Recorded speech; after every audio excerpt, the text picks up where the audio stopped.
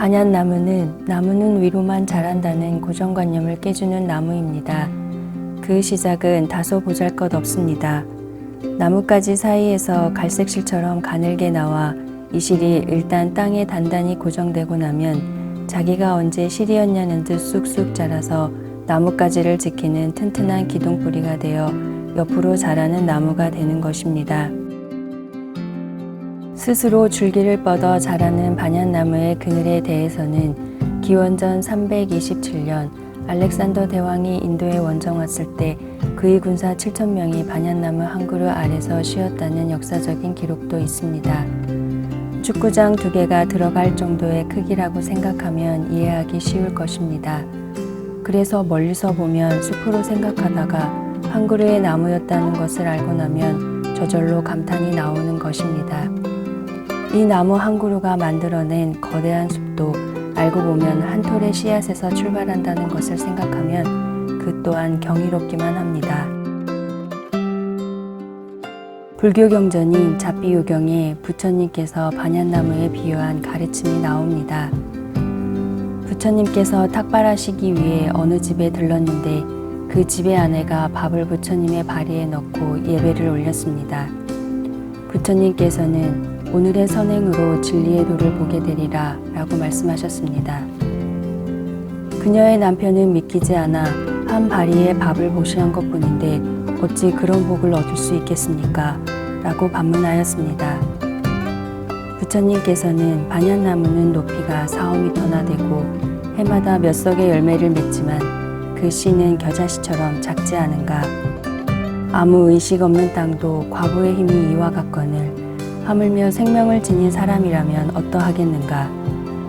한 바리의 밥을 공양한 복은 매우 커서 헤아릴 수 없느니라 라고 하셨습니다. 이처럼 부처님께 올리는 공양의 공덕은 그 어떠한 것과도 비교할 수 없을 만큼 큰 것입니다. 부처님의 바루에 밥 한 끼를 드렸을 뿐인데 깨달음을 얻을 수 있다고 하면 이해하기 어려울 것입니다. 여기서 중요한 것은 공양을 올린 아내가 어떤 마음으로 공양을 올렸는가에 달려 있습니다. 아내가 진실한 마음으로 공양을 올렸다면 그 진실한 성품으로 반드시 성불할 수 있고, 만약 보여주기 위한 마음으로 공양을 올렸다면 그 교만한 마음으로 성불하지 못한다는 것입니다. 조그마한 겨자씨와 같은 반얀나무 씨가 자갈밭이나 모래밭에 떨어졌을 때 과연 거대한 숲과 같이 자랄 수 있을까요? 아마 불가능한 일일 것입니다. 만약 공양을 올린 아내가 겨자씨만큼 공양을 올리면서 반얀나무의 열매와 같은 많은 복을 바라는 이기적인 마음이었거나 교만한 마음이었다면 부처님께서 진리의 도를 보게 될 것이라고 말씀하시지 않으셨을 것입니다. 또한 어떤 이가 밥 한 그릇에 공양을 올리고 복을 받는 것을 보고 나도 따라 올린다는 마음을 가진 사람이었다면 부처님께서 진리의 도를 보게 되리라 라고 말씀하시지 않으셨을 것입니다. 조그만 겨자씨와 같은 반얀나무 씨라도 옥토를 골라서 잘 경작하면 거대한 숲을 이루는 한 그루가 되듯이 선한 싹을 틔울 수 있는 옥토와 같은 진실한 마음으로 공양을 올린다면 진리의 큰 숲을 이룰 수 있습니다. 그리고 부처님께서는 이 모든 것을 다 보고 알고 계신 것입니다. 진실한 공양의 다른 예가 바로 현우경 빈녀 난타품에 나옵니다. 난타는 전 재산인 동전 뭇잎으로 기름을 사서 등불을 밝히는 공양을 하는데 이는 자신의 전부를 주는 진실한 공양을 한 것입니다. 비록 난타는 가난했지만 큰 서원과 정성으로 공양을 했기 때문에 그녀의 등불은 꺼지지 않았고 그 공양의 공덕으로 다음 생에 성불할 것이라는 수기를 받게 됩니다. 아내와 난타는 선한 싹을 틔울 수 있는 옥토와 같은 진실한 마음으로 행하였기에 진리의 도를 만날 수 있었습니다.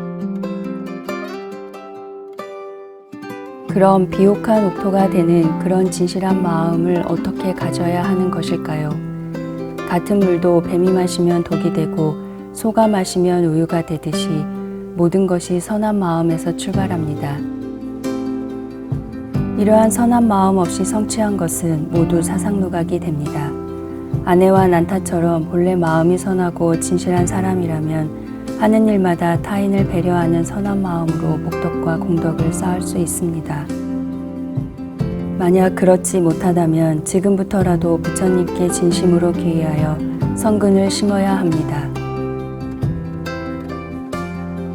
부처님과 수행자들께 올리는 공양을 통해서도 선한 마음의 싹을 틔울 수 있습니다. 공양을 올리면 얼마만큼 복을 받을까?